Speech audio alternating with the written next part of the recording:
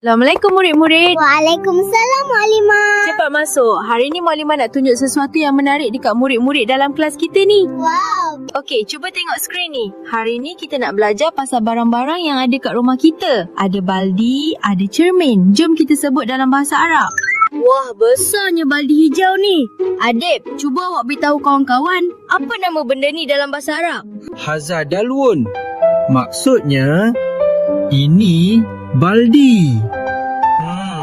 Senang je kan? Betul tu Adib. Dan tengok ni kawan-kawan. Launul dalwi akdar. Warna baldi ni hijau. Sekarang, jom kita isi air dalam baldi ni. Dengar tak bunyi air bila kita tuang dalam baldi? Ana ada ulma'a fil dalwi. Saya meletakkan air ke dalam baldi. Pandai Adib. Sebutan yang sangat jelas. Tam. Mumtaz.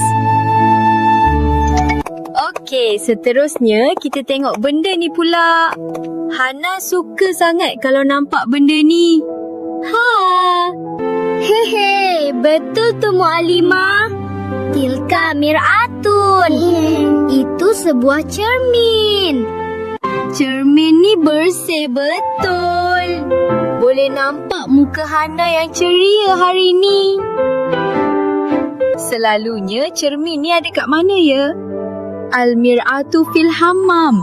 Cermin itu ada di dalam bilik air. Syaklu mir'ati baidawi.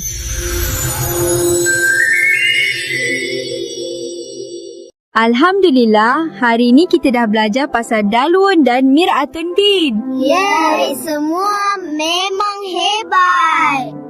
هذا دلو وتلك مرآة هذا دلو إني بلدي لون الدوي أخضر غروة بلدي هجو أنا أضع الماء في الدلو سيلتك air dalam baldi تلك مرآة itu cermin المرآة في الحمام شكل مرآة bentuk cermin bujur. Sampai sini saja kelas kita hari ni. Jangan lupa ulang kaji tau. Syukran, ma'assalamah. Jumpa lagi. Bye-bye.